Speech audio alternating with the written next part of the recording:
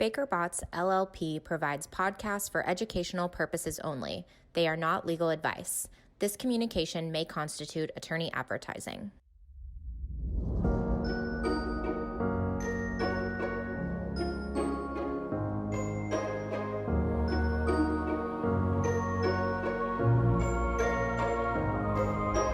Hey everyone, welcome to the Environmental Evolution Podcast, where we explore the changing landscape of environmental law and policy. As always, I'm Megan Burge, partner at Baker Botts LLP, recording from my beautiful closet in Joshua Tree, California. I'm deeply jealous of my guest today because he has an actual office that supports podcast recording. I don't know how I feel about that. My partner, Jeff Wood. Prior to joining Baker Botts, Jeff served as the acting Assistant Attorney General for the Justice Department's Environmental and Natural Resources Division, affectionately known as ENRD to those of us who litigate environmental enforcement cases. And Jeff is the ideal guest for today's podcast because while this is an episode in our administration transition series, we are going to cover our expectations for environmental enforcement in the new administration. So with that, Jeff, thank you for joining me today. Yeah, Megan, thanks for letting me join you. And, I'm not picking on your closet recording studio, but my office studio is merely a blue gym mat put up behind me to catch the sound waves as they come through the office. But when you hear balls bouncing on the door behind me, that's my kids. We've got lots of school projects going on right now, so hopefully we'll be able to get through this without too many interruptions. But I'm sure that's okay. So when you're having gym class, we'll just call that gym class out in the hall. And points for creativity. This is what we do here at Baker Botts Lawyers. Right. We bring you creative solutions like blue gym mats. Exactly. So with that short overview of what we're going to cover for everybody's info who's listening, we're going to kick off with a level set on sort of the nuts and bolts on litigation. We're going to discuss key principles that are likely to change in the coming administration. We're going to highlight trends, which is really taking a step back because it's really easy to talk about, oh, the Trump administration did this, Biden administration is going to do that. But I do think there's a benefit, and Jeff's done a lot of work compiling information on this, really just looking at overall trends as well, because that helps you look more long-term in charting your course. And then we're going to close out with the practical tips. I mean, we're going to share what we think companies should be doing now to get their ducks in a row. And I'm going to say, I'm sure that none of you have ducks that need to get in a row. I'm sure everybody listening has ducks that are so disciplined about staying in that row, never get out of line. But just in case, it never hurts to check. So with that, Jeff, I'm going to turn it over to you to start with our level set. Yeah, thanks, Megan. And it's really, always a good time to have this conversation, whether there was a new administration or not, right? People want to be thinking about how to comply, where are the issues where there might be risks or exposures. Before we talk a lot about, what's happening with the new administration coming in, I mean, I know a lot of folks, even experienced environmental lawyers, who don't really have a firm grasp on the inner workings of environmental enforcement. How does enforcement happen at EPA? How does it end up over at DOJ? Who all is involved? And so just to recap briefly, the roles and responsibilities, who really gets involved in federal environmental enforcement. On the front lines, you have EPA and OECA, the Office of Enforcement and Compliance Assurance. Currently, that office is led by Susan Bodine, and obviously we'll have a new OECA head coming in here soon. And at OECA, they're divided up into both civil and criminal offices. And so you have cases that are worked up within the bureaucracy of EPA, either on the civil side or the criminal side, or sometimes both. And often those are resolved via administrative settlements. And we could talk more about that later, but that's one pathway to enforcement. But on a fair number of occasions, EPA will look into a matter and decide that it needs to be referred over for civil enforcement, not just something they'll enforce administratively, but something that needs to be referred over to the U.S. Department of Justice. And that's where ENRD, the Environment Division, steps in. And like OECA, ENRD has two enforcement sections. One is the Environmental Enforcement Section, EES, we call it, and primarily responsible for the civil enforcement of environmental laws and regulations. And then you have an environmental crime section, ECS. One of our partners, Steve Sola, used to be the chief of that very important group at DOJ, and they have the primary responsibility within ENRD of enforcing criminal statutes. And we still like Steve, so that's good. We're glad he's on our side now, Yeah, and he's super helpful and very experienced in those areas. But so at EPO ECA, you have civil and criminal components to it. DOJ, ENRD, you also have civil and criminal enforcement components. I will put one little footnote, something that not a lot of people know. The environmental defense section at ENRD, which typically defends EPA rules, has a pretty small piece, but an important piece of enforcement.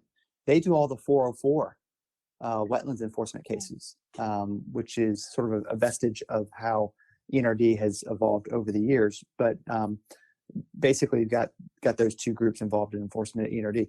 Then a large bulk of environmental enforcement on the civil side and on the criminal side happens out in the U.S. Attorney offices throughout the United States, so more than 90 districts.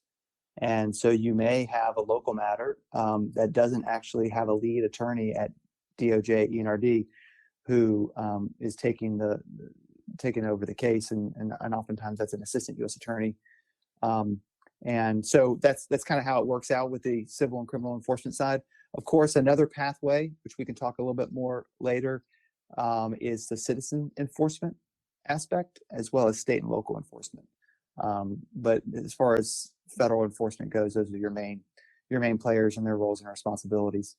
I mean, nuts and bolts also, a lot of people ask questions like, okay, why is my case a civil case versus a criminal case, or vice versa? Or sometimes cases are pursued as both. I think the dividing line that's historically been established and has generally stayed true over the years, federal environmental statutes make so many things unlawful. There's just so many regulations and requirements. The default rule is civil violation, right? Not criminal. But where there is some indication of criminal intent, as well as, either a serious danger or risk that's involved, or some fact that supports a view that the company has disregarded safety or disregarded the environment, or sometimes what you see is it's not the underlying action, but the aftermath and what the company does. If there's some dishonesty or false bad conduct, or lastly, if it's a significant repeat violator, you might see something go criminal. But for the most part, 90% of the time, you're talking about civil enforcement. Yeah, so I think sense. Yeah. So yeah. Well, I so think what it's else a can we chat about? helpful. Yeah. Well, I think it's a great segue. It's right there, because it is true. A lot of folks don't understand why they might have an AUSA being brought on their case locally. And frankly, with the types of cases we tend to defend, you get both the DOJ attorneys and the ASUSA, and plus the state folks. Mm-hmm.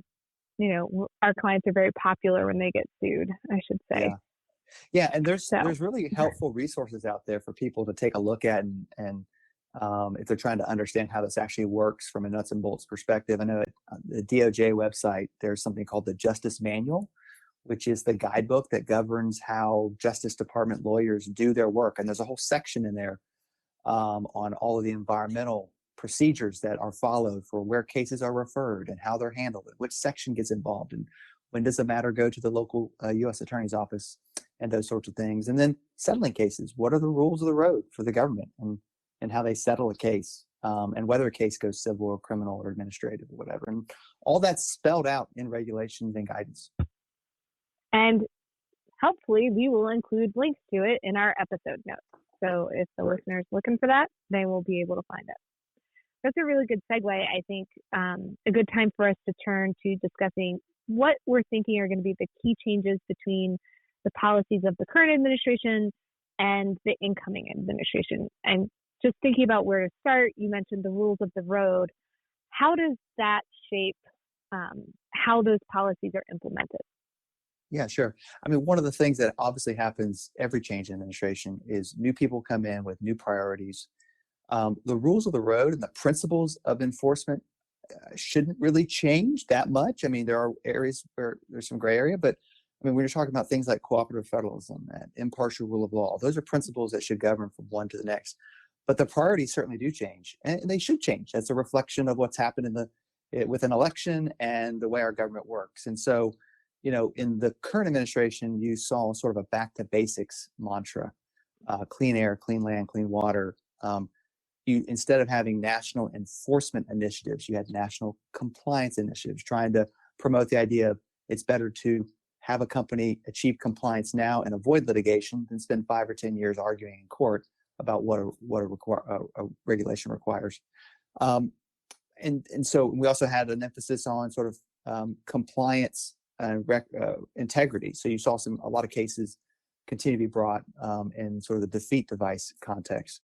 And so I think you'll see some of that continue on in the Biden administration, but obviously a new focus. Instead of back to basics, it's going to be climate change, environmental justice, and seeing those issues more infused into the decision making about how cases are brought, which cases are brought, how cases are settled, the terms of the settlement, what are the stakeholder communities that are brought in to the case. All those things come into play, and I think you'll see changes there that'll be important. Jeff, thanks for that. I think it's worth pausing, though, and just digging a little deeper here. How will the Biden administration bring these priorities to bear in practice? Yeah, both what goes into the original complaint that initiates a case will change. I mean, there may be some new elements, some new theories that a new administration might want to build into an enforcement action that maybe the current administration wouldn't have been comfortable with. On the other hand, when you get to the end of the case and you're talking about settlement, what goes into a settlement to resolve it, I think this administration has been somewhat narrow in the scope of remedies that they're looking for, focusing mostly on penalties and less on some of the other bells and whistles that would go along with a environmental settlement. I think we'll see a return to some of the Obama type settlements that we saw, where environmental projects, third-party payments, et cetera, eventually get brought back in. And, it's not going to change overnight, I don't think. I mean, it's one of the things I've been telling people is, you're going to see a lot of change, but these things don't happen right away. You have new officials coming in. They're going to have to take time to establish new policies and educate the career staff as to what their expectations are. And eventually, I think over the next year or so, you'll see these manifested in the kinds of cases that are brought, the number of cases that are brought, and how the cases are settled or litigated.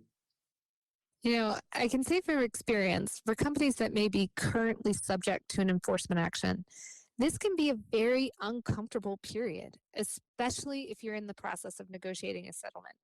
Essentially, you're waiting for a new set of decision makers for the new administration to get their feet under them. Yeah, I mean, I remember showing up. I arrived on the very first day of the Trump administration at DOJ that afternoon. Was sworn in, and it's funny. You think you're going to show up and immediately everything's going to change, but in fact, the doors to ENRD were locked and no one was there. And so, and that was a Friday afternoon, and ended up having some phone calls with our deputy at AAGs. Some great folks there who I really enjoy working with. But eventually you begin to get the memo sent up to you. You have the conversations with the career staff about the cases that they've been working on. I had the benefit of coming in after John Cruden, who was a terrific head of ENRD and, had left the division in really, really good shape. And a lot of memos and complaints will be ready. Will be there for the new team to come in and pick up with. I know it's been a very tumultuous period for our country, and I think we're all very well aware of that. I think I'm optimistic that there will have been a very professional handoff, both at EPA and at DOJ, of all these matters. And certainly the career ranks who have been there working on these things have been through transitions before, and will be able to navigate that with the companies or defendants who they're engaged with in cases. Yeah, I can't emphasize enough. I think for everyone in our group how highly we think of the career staff at those agencies, because they're certainly people that we've worked with across numerous administrations, and they are consummate professionals and they're there to do their job. Yeah, totally true. I saw that firsthand. Well, we are actually on pace for our agenda, so yay us. What kind of lawyers actually stay on track? That's great. We haven't veered off. So I think that's a good spot. You touched on supplemental environmental projects and the role that they'll play. Is there anything else you want to say about that before we sort of move on to our next agenda item? Well, I mean, clearly the current administration was skeptical of adding on a lot of bells and whistles to environmental settlement. Jeff, time out. I'm going to jump in. When you say bells and whistles, what's a bell, what's a whistle here? So, I mean, yeah, you think about third-party payments, which are different than supplemental environmental projects, but I think people kind of lump them together. One of the early steps of the Trump administration was to prohibit third-party payments in settlements, but there was a carve-out for payments that were necessary to, quote, directly remedy the environmental harm at issue in a case. And that was defined in DOJ guidance. That's now actually been curtailed even more in recent months, as have supplemental environmental projects, the ability to do that. This was all codified actually in DOJ regulations recently. So the new administration coming in, I would expect over time to roll out some reforms to pull that back. And what does that mean? It just means that when you go to settle a case, you're going to have your penalty, your civil penalty, and then you're also going to have injunctive relief. What are you doing to actually come into compliance? And then on top of that, what else are you going to do to address the equities that the administration wants you to address, whether that's EJ concerns, climate concerns, or other issues relevant to the case? That's a big change from what's happened in the current administration. And it makes me think of some of the cases we saw settled in the Obama administration, where the dollar value was much higher than you would have seen in the Trump administration. And I think I know from our side of being the people who actually are negotiating these things, that's a critical difference, because it allows your client to be thinking about what tools are available to them. Mm-hmm. And when it's more narrow, you have fewer tools. When you have more leeway to talk about, for example, what's going to mitigate the harm, it gives more tools. And I agree 100% that I think there's going to be a very renewed emphasis on this in the incoming administration because of their priority, particularly around environmental justice. I mean, as you know, as a group, we've been kicking around a lot. And spoiler alert, I am going to do a podcast with one of our other partners, Nadira Clark, on this. But, there's not as much direct regulation saying, here's how you address environmental justice. So some of these more discretionary tools for the administration may be where they look to make progress on that front. Yeah, I totally agree. And when you think about the way this will actually affect cases, I think one thing you can do is compare some relatively comparable cases from the Obama administration and the Trump administration. And the set that I look at for this is the defeat device cases, the Volkswagen, Fiat, and the I was going to ask if you had a favorite. Well, I mean, I worked a lot on Fiat, and I'll tell you, when you look at the three cases, Volkswagen settled primarily in 2016. That case involved,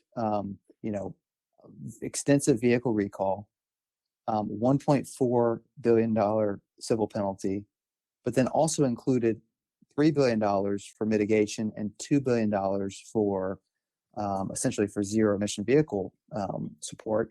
And when you had the similar kind of case settled in the Trump administration, you actually had, on a per vehicle basis, a civil penalty that was basically the same or a little higher, but you didn't have the multi-billion-dollar mitigation. You had $100 million for mitigation of what they calculated to be the actual harm in the case, and you didn't have some of the other mandates that were in there. So I think you'll see a shift back to, like I said, the bells and whistles that we saw attached to settlements in the past administration, and maybe things will be even turned up a bit more as the scope of remedies are looking for get broader.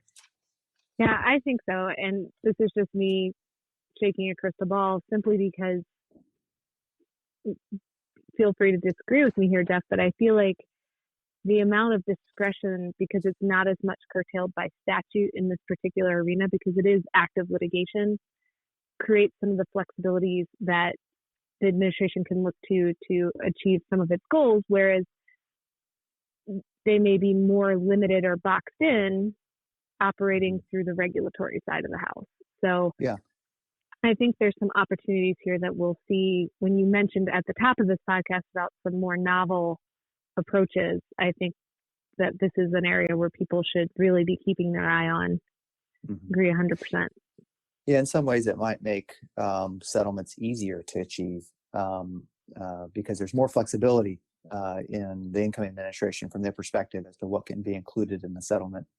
But it's also true that these settlements have to be approved by federal judges. And so the federal judiciary has shifted to the right a bit during the last 4 years, it's fair to say.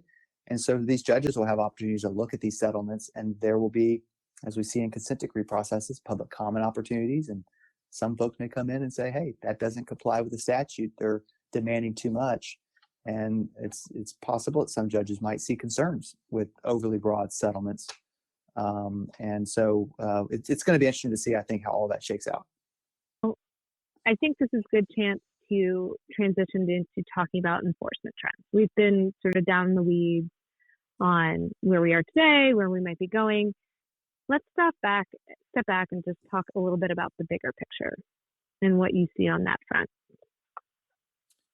Yeah, well, there's been a lot said, I think, over the last several years about the statistics and the trends of enforcement. And I think a lot of folks have their views and theories about whether there's been a significant downturn in the last few years or what have you. But when I look at the numbers and what I saw when I was at DOJ was, there really is been a steady long-term decline over more than the last decade in terms of the number of inspections that are happening at the EPA level. And those are the things that oftentimes result in enforcement cases. And so if you look at the data, over the last decade, you've had a pretty steady downward trend in the number of inspections. And that was made even more true in 2020 because of the COVID effect. I mean, way significant decrease in the number of inspections that were happening. As we look at the new administration, I think industry should be expecting a surge of resources put towards inspections and seeing the number creeping back up. And then what does that mean? I mean, I think we'll talk later about practically how should I be preparing for that? How should our clients be preparing for that?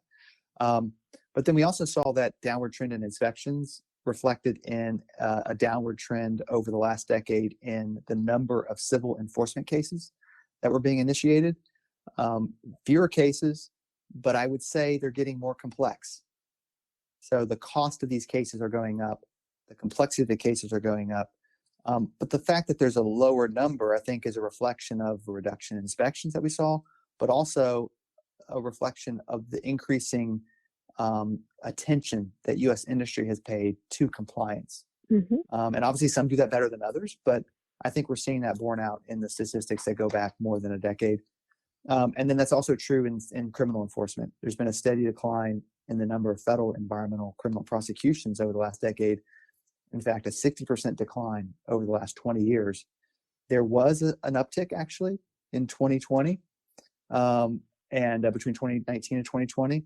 I think it's interesting to watch that trend to see if with sort of a commitment in the Biden administration to have a resurgence of focus on enforcement, especially environmental enforcement, whether we'll see those criminal trend lines go up. I suspect we probably will. And we'll see more cases brought criminally than maybe in years past. And so that's sort of the way I look at the trends. And, time will tell whether the numbers change all that much. I don't think the numbers will change overnight, but I think, let's have this podcast next year, Megan, and talk about it, or maybe the year after, and we'll have a chance to look at the numbers and see how they play out. Yeah, that's a really interesting point you brought up about COVID, Jeff. Yeah, and one of the practical things that clients can think about now, hopefully we're beginning the process of moving out of this period of pandemic, but taking a look at the compliance records during the COVID period, and whether you have the documentation in order, whether you complied with the COVID guidance that EPA and the states were issuing back in March, April, and May. We saw a big flurry of guidance then. And so taking a look at that and making sure that if you're asked questions next year about what happened in 2020, you're able to produce the documentation to show compliance, and where you couldn't, to explain why you couldn't comply based on COVID considerations. Yeah, I mean, I couldn't agree more. I mean, it was a lot of flurry of saying, concern raised in the media about that particular guidance from various sectors. And I think ensuring that your paperwork showing that you're still in compliance during that entire time, even if you had to make some choices about certain things like monitoring or reporting based on ensuring that infections weren't spread and the safety of your workers by not bringing on outside contractors. Having the paperwork at the end of the day is always the best answer from a lawyer is going to say. Yeah, sure. And maybe also, and also, I mean, I think there's a broader understanding now of sort of health and safety issues related to these sorts of pandemic considerations. Maybe there's clients out there who say, hey, I haven't taken a look at my health, safety, and environmental compliance policies lately. Let me go back and look at those and see how they address employee travel and health issues that kind of have arisen in 2020 that maybe we weren't thinking about as much pre-COVID. Before moving off the trends topic, Megan, I did want to mention one other trend that I'm following. I'm really interested to see how it plays out, and that's citizen suit enforcement. One of the hunches that we've had, and we've talked about this with some of our partners, during the Trump administration, the NGO community focused so much of their resources, their legal resources, in fighting the regulatory reform agenda. Those resources will be able to be pulled back a bit because I think there's a fair expectation that the Biden administration will roll back a lot of what happened in the last 4 years, at least try to do so. And those resources will then be shifted to where? And I think a large share of that may be shifted to citizen suit enforcement.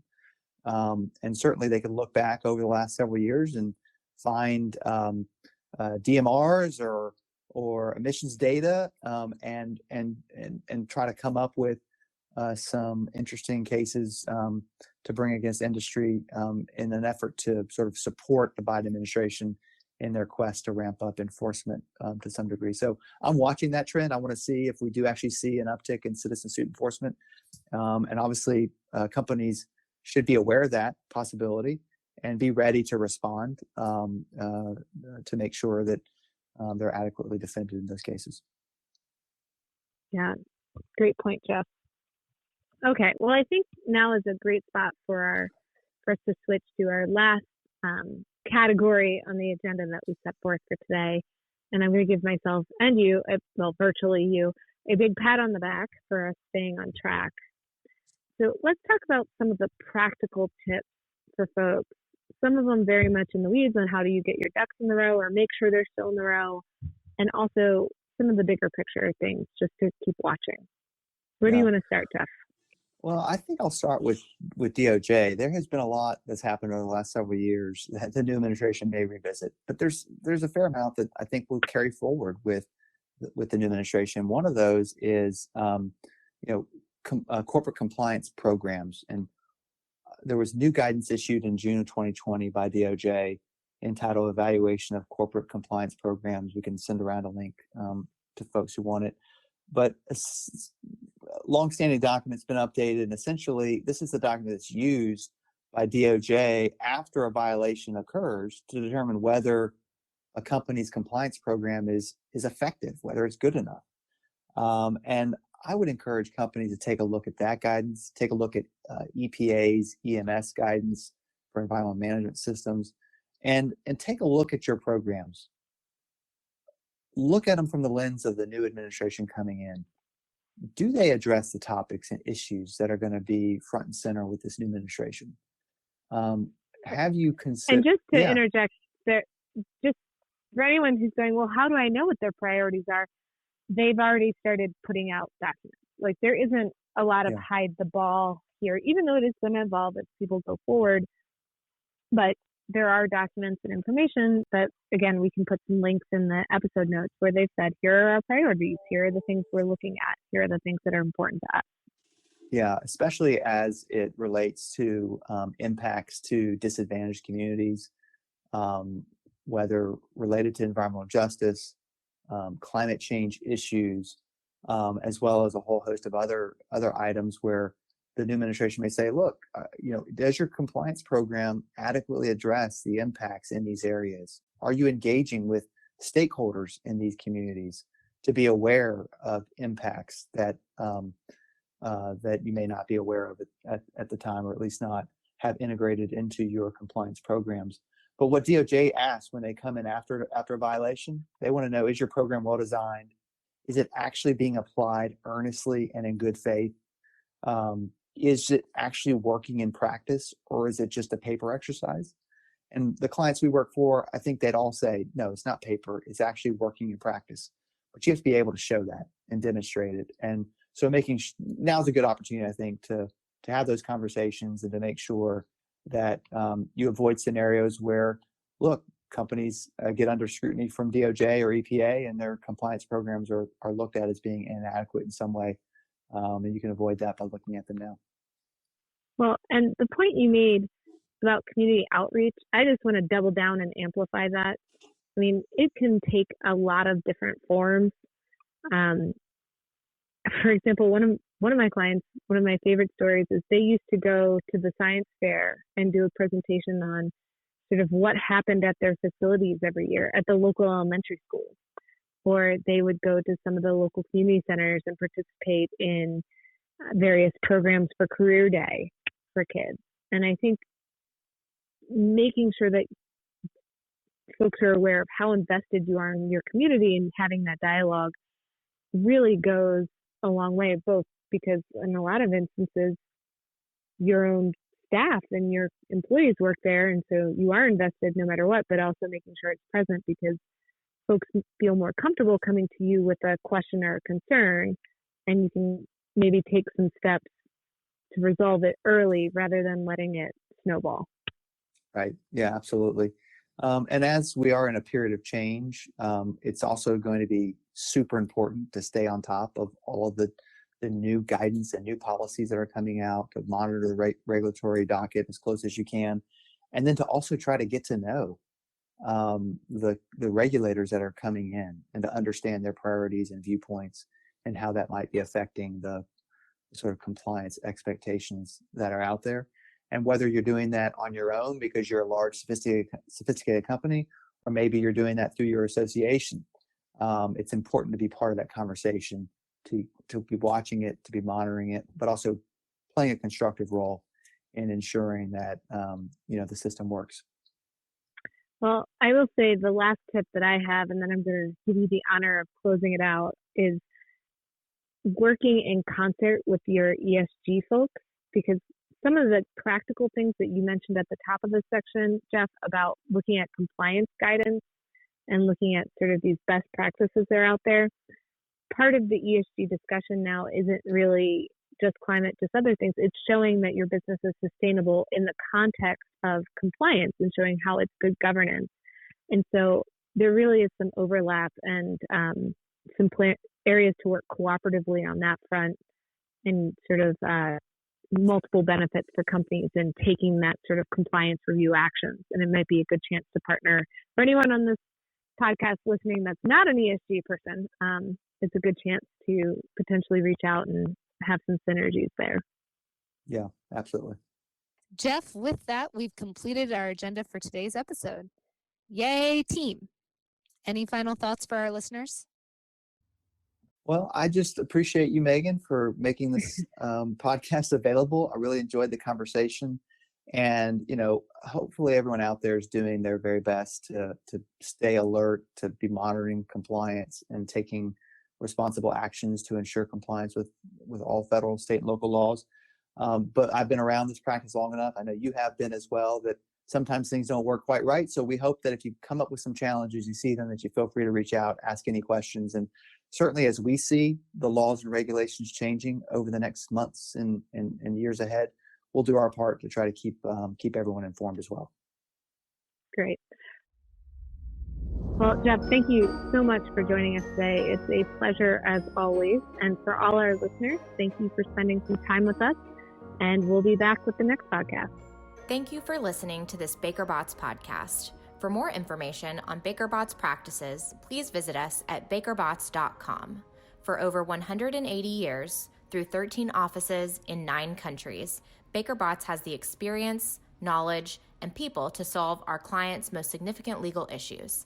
This presentation is provided by BakerBots LLP for educational and informational purposes only. It is not legal advice. Under the rules of certain jurisdictions, this communication may constitute attorney advertising.